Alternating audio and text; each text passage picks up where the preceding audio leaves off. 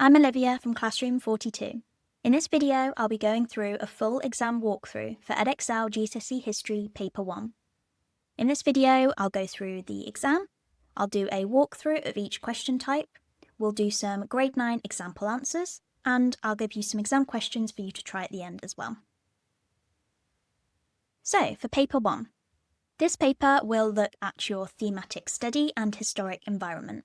So that'll either be crime and punishment, medicine in Britain, warfare and British society, or migrants in Britain, depending on what your school covers.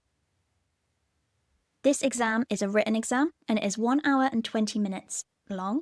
It is 52 marks, and it is 30% of your history GCSE. This paper is split into two sections. So you've got section A, which focuses on your historic environment, and you've got section B, which focuses on your thematic study.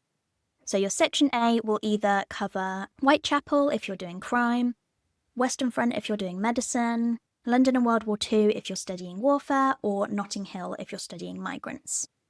And in this section, there are 3 different question types, but 4 questions overall.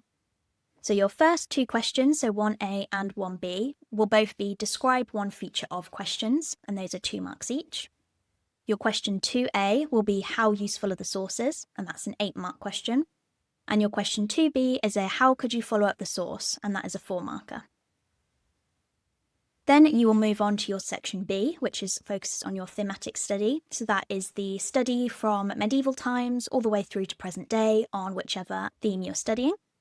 And there are 3 different exam questions for this section. You've got question 3, which is explaining the difference or similarity, and that is a 4-marker. You've got an explain why question, which is a 12-marker. And then you will either do question 5 or question 6, because you'll get a choice between those 2, so you can choose whichever one you would rather answer. And that will be a how far do you agree question, and that will be a 16-marker with 4 marks for SPAG as well. So for paper 1, your question 1A and your question 1B will be a describe one feature of question. So these are both worth 2 marks, so they're nice and short and simple to sort of get you started in your first history exam. To achieve full marks on this question, you need to identify a valid feature, and then you need to give supporting evidence for that feature that you've identified. So it's no good just listing 2 different features. You need to identify a feature, and then you need to give the supporting evidence for that particular feature. And that'll get you your 2 marks. So you only really need to write 2 sentences at the absolute maximum for this question. There's no need to write loads and loads because you won't get any more marks than 2 marks. So yeah, let's look at an example answer for this question. So I'm going to look at the medicine in Britain and Western Front topic for all my example answers, but obviously the exam technique will cross over onto any of the topics that you might be studying.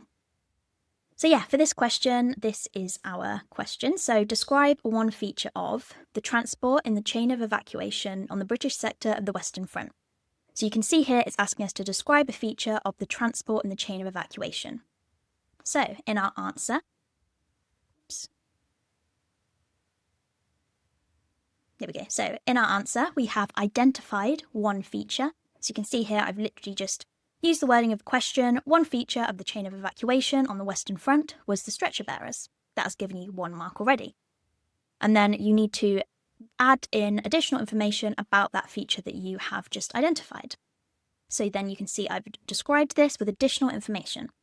So I've said they recovered the dead and wounded from no man's land and carried basic medical supplies. And that's got you your 2 marks. Nice and easy. For your question 2A for paper 1, this one will be the how useful are the sources question, which is worth 8 marks. Now for this question, you'll always be given 2 different sources. Your source could be absolutely anything to do with your topic, but one will always be a text and one will always be an image. So your text source could be a newspaper article, it could be a letter, a diary entry, anything like that. And then your image source could be a cartoon, a photograph, a propaganda poster, those kind of things. So yeah, it's really important when you get your sources to identify what kind of source they are, because that can always be really useful to use in your answer, as well as sort of jotting notes down about kind of the contents of the source and any ideas that you might have. It's good to just take a few minutes to jot any notes down so you kind of got a bit of an idea of how you're going to answer this question. But yeah, for this question, you need to write 2 paragraphs. Your first paragraph needs to assess the usefulness of source A, and your second paragraph needs to assess the usefulness of source B. So there's no need to kind of cross-reference the sources or compare them or anything like that. You can keep them completely separate because this is just kind of asking you how useful the source is kind of separately, basically. And yeah, you could structure each paragraph as follows. So these are the kind of main points that you need to make sure that you hit in each paragraph. So you've got content, historical knowledge, provenance, and usefulness. So that's kind of what you need to hit in each of your paragraphs. So the content, so this is what information does a source give you that is relevant to the inquiry topic. So that might be quotes or paraphrasing from your written source. It might be describing your image source about what's happening, who's in it, why is that relevant. Just, give the examiner basically, just tell the examiner what you know about the sources. And then we need to add in our historical knowledge. So you can use historical knowledge in kind of a way that you can show whether the source is accurate or not. So, for example, if your source presents something in a really great light or a really bad light, for example, your source might basically say that the conditions on the Western Front were really poor. You can then you can explain, kind of give the content of the source and how it says that, and then you can bring in your historical knowledge. So you can say, I know that this is accurate, or I know that this is inaccurate because, and then add in all of your historical knowledge. So it could be key dates, key events, key people, just general knowledge about the topic that is the source is on. It's really important that you add in your historical knowledge as well, because in the question, as we'll see in a minute, it does even say at the bottom, use your historical knowledge. So it's really important that you do bring in your historical knowledge and you're not just relying on the contents of the sources. Okay, and then the next thing you need to add in is information about the provenance. So the provenance of the sources are the little bit of text that you get on top of the sources, giving you a bit of information about them. So this might be who the author was and a little bit about them. It could be what type of source it was. It might give you the date it was published. It might give you, a bit of a background on the author. And these are all really, really important things that will affect whether or not the source are useful. So yeah, we can have a look at that and see basically the purpose of the source, the attended audience, and you can kind of see whether that would make the source more or less accurate. Now, and a really important thing when you're writing about this, so for example, pretty much every source, the author will have some sort of bias in some way or another, whether that's because they lived the experience or whether they were away from the experience or their particular beliefs or background. Everyone will be a little bit biased. But that doesn't mean that every source is not useful. It might mean that the source is not accurate, but it doesn't mean that it's not useful.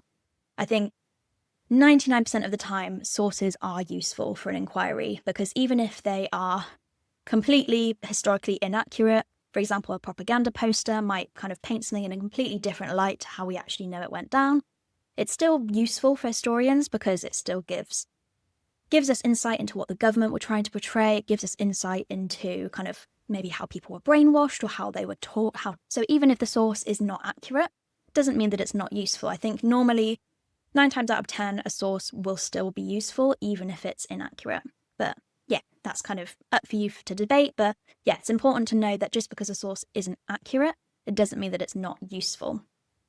And then yeah, we need to then decide whether the source is useful or not. So you need to make a clear overall judgment on the usefulness of the source for the inquiry. So, for example, your last sentence for each paragraph could be, therefore, this source is extremely or somewhat or not useful for the inquiry into X because.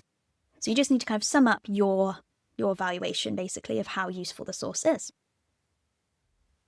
So let's have a look at an example answer. Oops. Here we go. So this is an example question, again, based on the Western Front topic. So here we've got how useful are sources A and B into an inquiry into shell shock experienced by soldiers on the Western Front. Explain your answer using sources A and B and your own historical knowledge of the historical context. So you can see there it's even telling us in the question you need to use your own historical context. So make sure you're bringing in that own knowledge. So you can see we've got our 2 sources here. We've got an image and a text source. You can feel free to pause the video now if you want to have a bit more of an in-depth look at the sources, but I'll just quickly go through them. So our source A is a photograph of medical orderlies tending to the wounded in a trench in 1916. And you can see this soldier on the left is suffering from shell shock. And then our source B is a report, an eyewitness report on the first case of shell shock witnessed by Corporal Henry Gregory. And he basically, just explains and kind of describes the case of shell shock that he witnessed. So here is an example answer that got 8 out of 8 marks for this question. So you can see we've got 2 paragraphs here, one on source A and one on source B. There's no need for an introduction or a conclusion or anything like that, especially as it's only worth 8 marks. You're just kind of wasting your time if you're writing those extra things in. We want to make sure that we're focusing on the bulk of the paragraphs. So I will kind of show you where I have included each aspect of the exam technique. So I've underlined here where I have included the content of the source. So you can see here for source A, because it's a photo, I've just basically described it. So the photograph captures a soldier with crazy look in his eyes, an unsettling grin, which reflects how shell shock could affect a soldier's behaviour and mental state. And I've also added a little bit in here as well. The source shows other soldiers being treated for physical conditions. So obviously in your answer, you don't need to just have, a section on the content, a section on own knowledge. It can be kind of interlinked, but it's just kind of how you work best and how you prefer to structure your paragraphs. And then you can see here in purple, I've underlined where the historical knowledge is. So we've got a great way to kind of bring in your historical knowledge is to say, I know this is true because, I know that this is inaccurate because, historical knowledge shows that this is true because. There's lots of kind of ways that you can just bring in your own knowledge a bit more naturally rather than just stating what's in the source and then stating a few facts. It's good to sort of link it all together.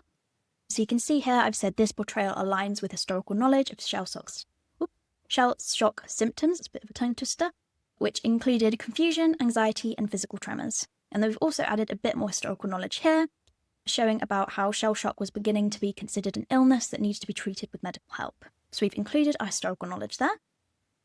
Next, we are talking about the provenance.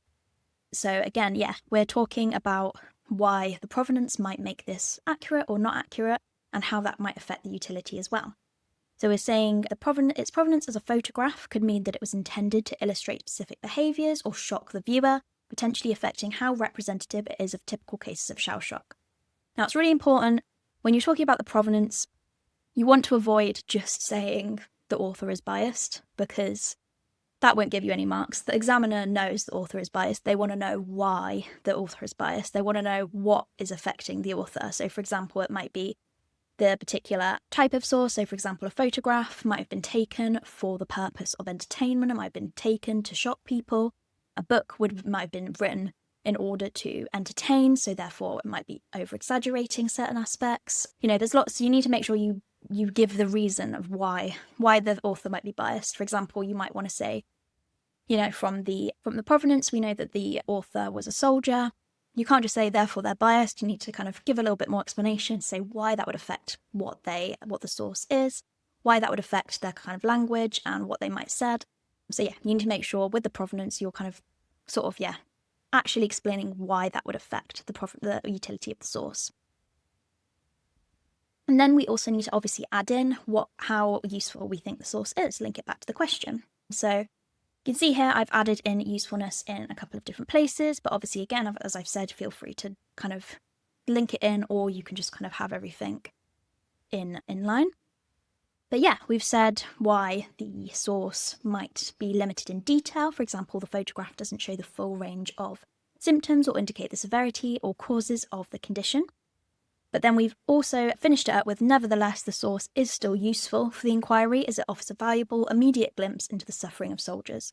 So even though we've said that, the provenance might mean that it's not the most representative and it's not, one source isn't going to tell you everything you need to know, but it's still useful for the inquiry and just to kind of explain where that is.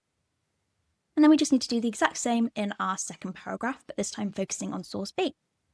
So you can see here I have written the content of the source. So for your written source, feel free to add in quotes or paraphrase bits if you want to for the content side of things. But I'm just kind of explaining what's in the source.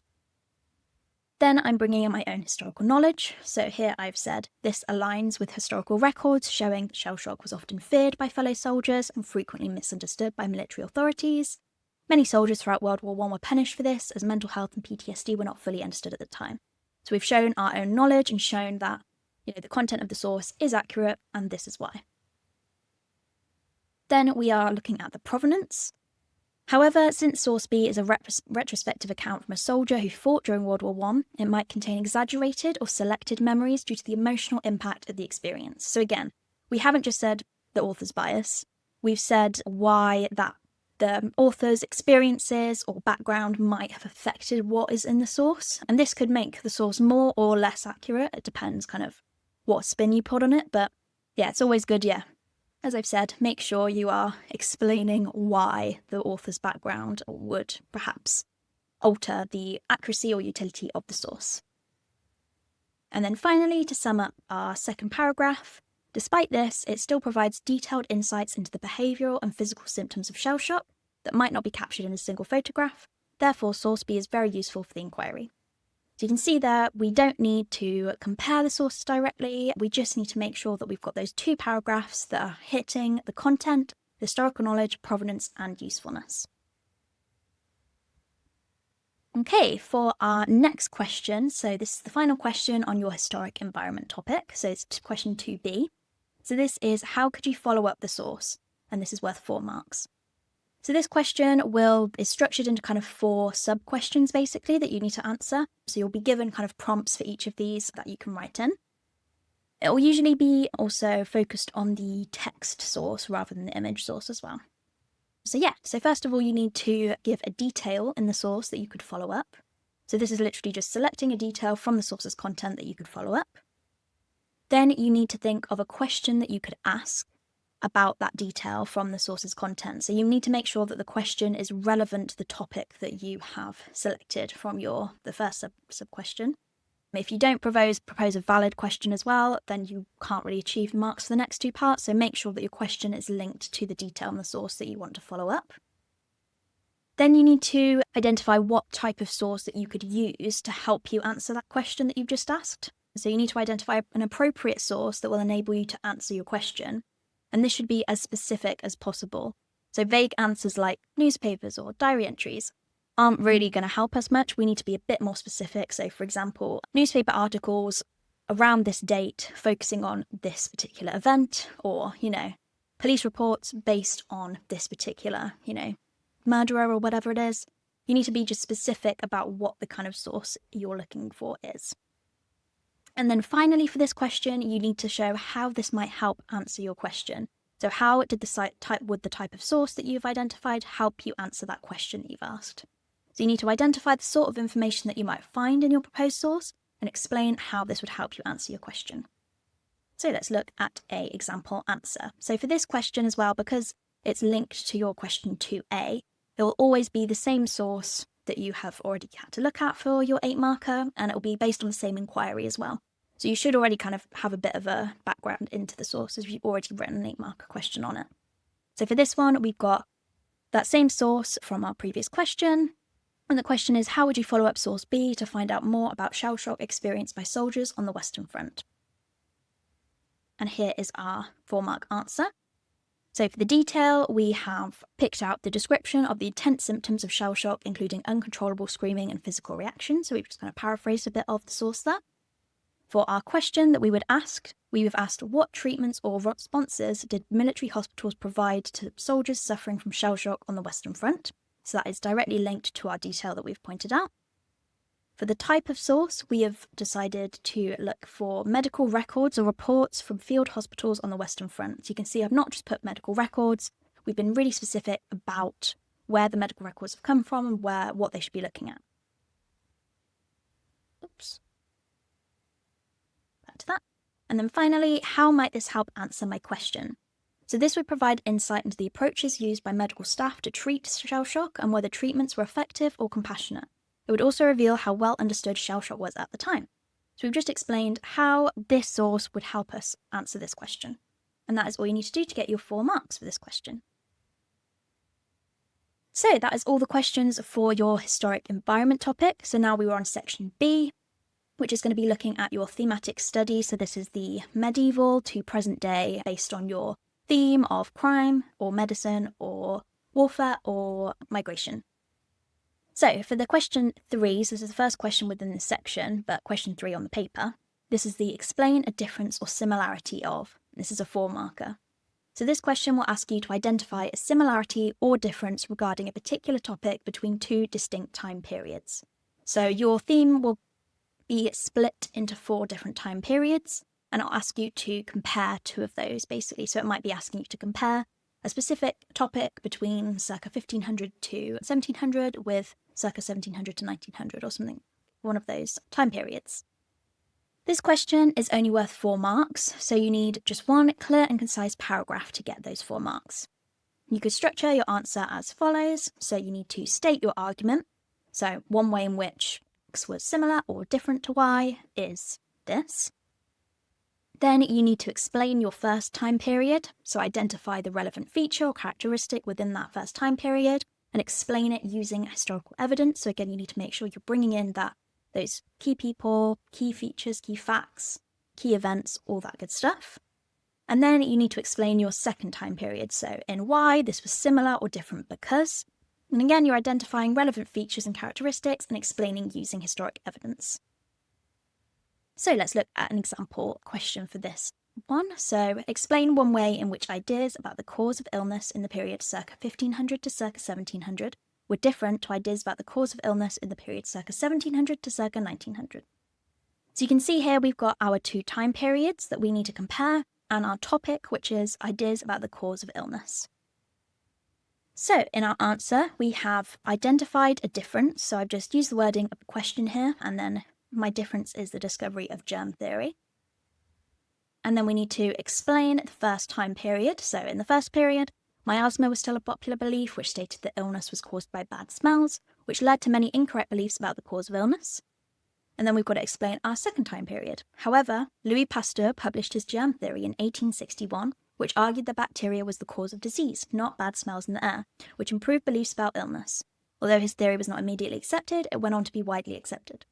So I'll just stating our difference, saying a bit about the first period, saying a bit about the second period, and that's how you answer that question. Okay, and then our question 4 for this paper, so this is our first kind of big, chunky essay question that we've got, and this is our explain why question, which is worth 12 marks. So this question will ask you to explain why there was change or continuity within a topic in your theme. It calls for 3 Peel paragraphs, each on a separate factor or point, and at least one point must be a factor or point of your own.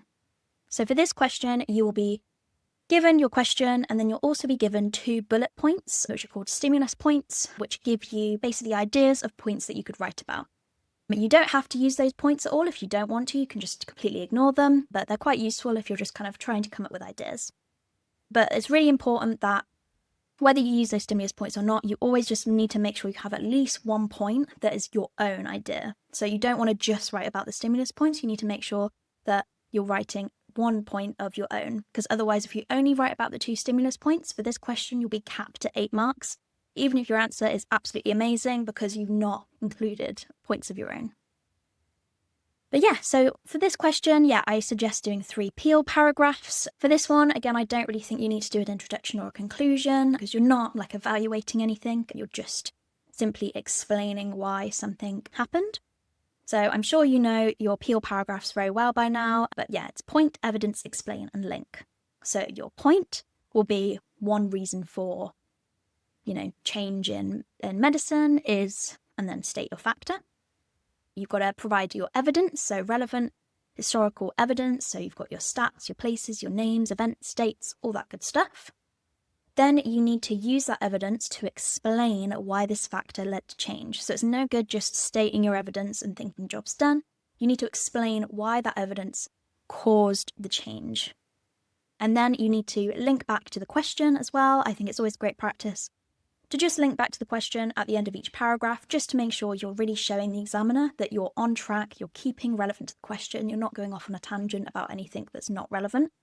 So this could literally just be, therefore, X led to changes in blah, blah, blah, because da, da, da.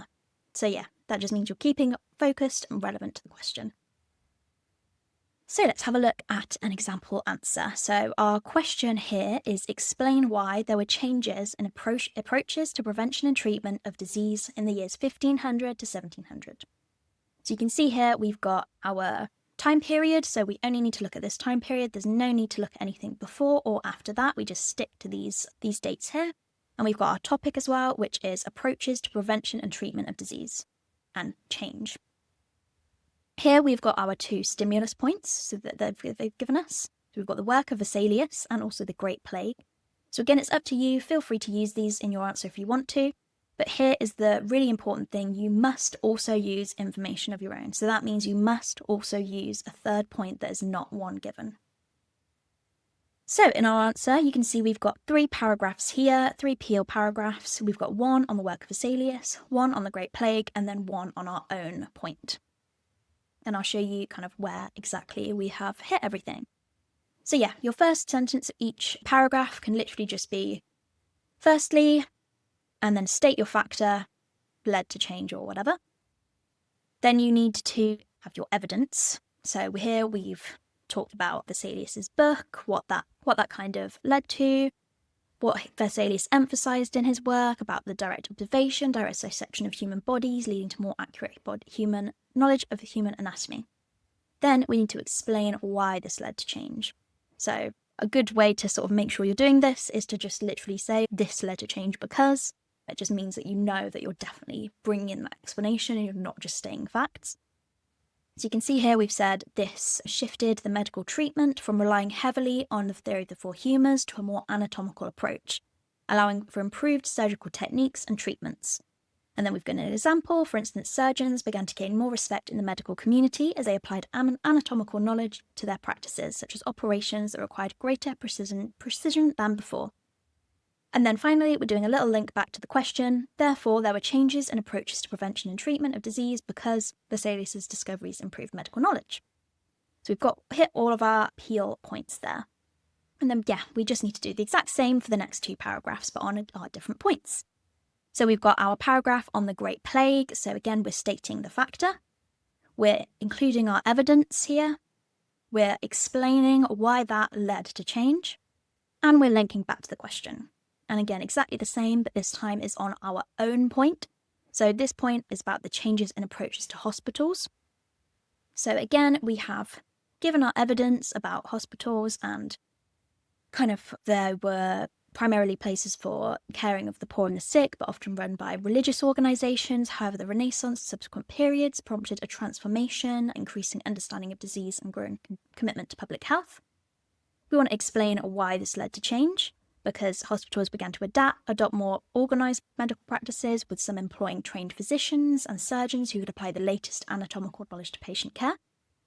And finally, our last link back to the question, therefore there were changes in approaches to prevention and treatment of disease because hospitals became more organised and had a larger focus on medical care rather than religious teachings.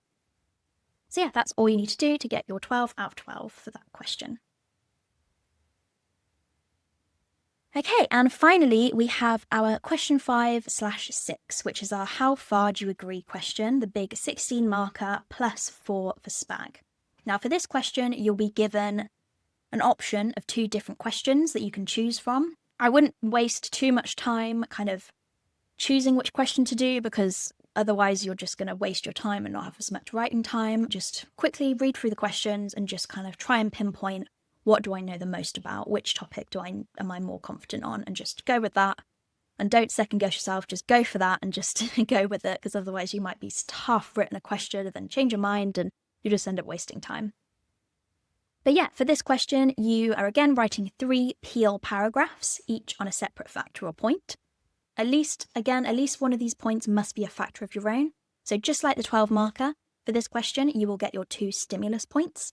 Again, just like the 12 marker again, you don't need to use the stimulus points if you don't want to. They're just there to kind of give you a few ideas, but you must include a point that is not one of the stimulus points. You must include a factor of your own. Otherwise, again, you'll be capped at 12 marks for this question, even if it's the best answer in the world.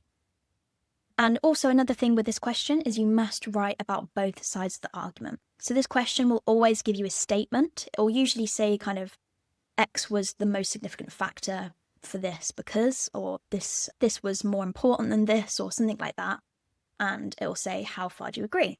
And you need to make sure that you are at least writing a paragraph on agree and a paragraph on disagree. But I would always kind of suggest writing 1 agree paragraph and then 2 disagree paragraphs, because that means you're just really covering absolutely all the evaluation that you can. So again, like with the 12 marker, you need to do your point, your evidence, you explain, and then the link will also include your judgment. So obviously, because the question is asking you how far do you agree, you need to be bringing in your own judgment, your own opinion about the statement and whether you agree or disagree. And then for this question, I would advise doing a conclusion, just because it's really going to kind of scream and shout to the examiner that you have got a judgment, you've got a justified conclusion, and that you're definitely hitting all of the mark bands in the mark scheme. So yeah, so for your point, it's good to kind of say, firstly, I agree or disagree with the statement because, and then your other points might be, however, a historian may disagree with me because, or however, it can be argued that blah, blah, blah. So you need to make sure that you're doing your agree or disagree, and then kind of why people would perhaps disagree with you. Then you need to do exactly the same for the 12 marker, provide your evidence. So providing relevant, precise historical evidence about that point. And then, of course, you need to explain why that evidence would agree or disagree with the statement, and why. And then you need to link back to the question. It's really important that you're linking back to the question all the time for this one, because it's so easy to kind of go off on a tangent and not make your focus about the statement. So it's always really good to link back to the question and the other factors that you're writing about, and kind of add like a mini judgment at the end of each paragraph. So therefore, I agree or disagree with the statement because. And then for your paragraphs that are kind of disagreeing with what you think, I really like to put kind of that, even though, despite this, I still agree with the statement because blah, blah, blah. So it's good to keep making sure that the examiner knows exactly what your opinion is, and they're not going to be shocked or surprised when they read your conclusion. They're going to know exactly what your argument is all throughout your essay. And then, finally, your conclusion should just briefly explain how far you agree with the statement. So you're just kind of summing up your points. You only need to write kind of a sentence or two of your conclusion, and it's just, again, to sort of really show the examiner that you have a judgment and that this is why you've come to that judgment, basically. So let's look at an example question for this one. So here we've got our statement. So the statement is, the influence of Galen was the most significant factor in shaping medical knowledge in England in the years circa 1250 to 1500. How far do you agree? So you can see exactly here we've got our time period that we need to focus on, and we've got our topic, which is Galen in shaping medical knowledge. You've got your 2 stimulus points here. So we've got the theory of the 4 humours. So this one could be an agree with the statement, because obviously Galen was very influential with the theory of the 4 humours. And we've got religious explanation, so that could be a disagree to the statement, saying that religious explanations were more significant in shaping medical knowledge. And again, just like the 12 marker, we've got you must also use information of your own, making sure that you also include an extra point other than these 2. So let's have a look at our example answer. So here you can see I've got my 3 paragraphs and my conclusion. So we've got a paragraph on the theory of the 4 humours, we've got a paragraph on religious explanations, and we've got our 3rd paragraph about the miasma theory. And then obviously the conclusion, just summing up what we've said. Your conclusion should basically just kind of be a summary of what you've already written. You want to make sure that the bulk of your answer, the bulk of your evidence, and your explanation are all within your main paragraphs.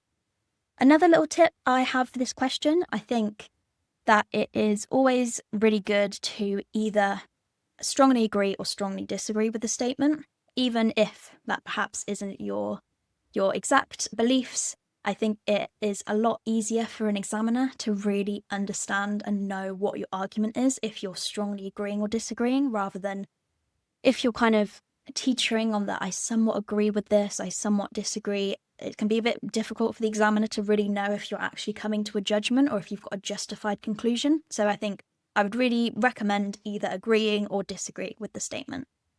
And another thing I would always usually do is, normally I would agree with the statement, and then I would make sure that my other 2 paragraphs are on factors that would disagree with the statement, because then that just means that making sure that you're always looking at both sides of the argument as well. You want to make sure that you've got at least one agree and at least one disagree to make sure you can get those top marks. So for this first paragraph, we've got our point, which is the theory of the four humours. We've got our evidence, so we're saying why, giving evidence as to why the theory of the four humours was significant. So we're talking about Hippocrates and Galen, talking about the four humours, and kind of illnesses were thought to arise when these humours were in balance, so treatments were designed to restore balance through bloodletting, purging, and using specific diets. Then we want to explain why Galen was the most significant factor in shaping medical knowledge. So again, to make this as easy as possible, you can literally just use the wording of the question. This shaped medical knowledge because physicians tailored treatments to patients' temperament or unique balance of humours, which made the theory adaptable and widely accepted. And this reinforced the idea that illness was a physical, bodily imbalance, rather than caused by supernatural factors. And then we just got to obviously link it back to the question and really reinforce our opinion. So therefore, I agree with the statement because, and give your reasoning. Then for the second paragraph, however, religious explanations were also significant in shaping medical beliefs. We're giving our evidence as to why that's the case, so talking about how people thought that perhaps illness was a divine punishment or a test from God, mentioned the Black Death and kind of how people, sought forgiveness through prayers and confessions. And then we're going to explain why this shaped medical knowledge. So the church played a dominant role in public health. Religious institutions controlled hospitals, and this influenced treatments such as pilgrimages, charms, or prayers. And then we are linking back to the question. So like I said before, I've kind of flipped it on its head and said, however, I still agree with the statement. Although religious explanations were significant, Galen's theory of the four humours was the main driving factor in the start of physical medical knowledge. So we've kind of said, even though this was influential, I actually think Galen was more influential. So again, we're showing the examiner exactly what our belief is, what our judgment's going to be. They're not going to be surprised when they get to the conclusion and we say that we agree with the statement. Then we've got our third point. So this is our point of our own. So in contrast, a historian may disagree with the statement and argue that the miasma theory played the most significant role in medieval ideas about disease. Miasma theory proposed that diseases were spread by bad air, so we're giving our evidence and kind of linking back to our own knowledge. So people purified the air with herbs or lighting fires to disperse bad smells. We're going to give some explanation as to why this helped shape medical knowledge. So although it was incorrect, it prompted practical public health efforts such as street cleaning and sanitation improvements. And then we're giving our link back to the question. However, I still agree with the statement because although miasma was influential, without Galen's influence, physical ideas such as miasma may not have come about. So that's a really great way to kind of link your why you don't think a factor was the most important, because you can still obviously recognise that all the factors were important in shaping medical knowledge in this instance, but you could say, although this was influential, my factor, the influence of Galen, was more influential because, or this factor wouldn't have happened without my factor, that's why I'm agreeing with the statement. So you're really reiterating why you still agree with the statement, even though these other factors also shaped medical knowledge. And there we are. And then finally, our conclusion, we're just using the wording of the question once again to really reiterate what our belief is. I agree that the influence of Galen was the most significant factor. And then you can also just mention your other factors. Although other factors, so religious beliefs and the theory of miasma, were prevalent, the work of Galen was extremely influential throughout the entire period and was an important step forward in observation and looking to physical causes of illness. So we're showing that even though we recognise that there are other factors, we still agree with the statement because of this. So yeah, that is how to answer that 16 marker. Okay, so now I've given you all of the exam technique and shown you how you can get those top marks. So now it is up to you to practice that exam technique ready for your exams. So I will link below some 16 mark questions that you can have a go at, because that tends to be the question that people struggle the most with. And you can get instant AI marks and feedback for that question as well. So you can have loads of different attempts at it to make sure that you are getting those really high marks. But yeah, thank you for watching our video and best of luck with all your revision. I'll see you in the next one. Bye!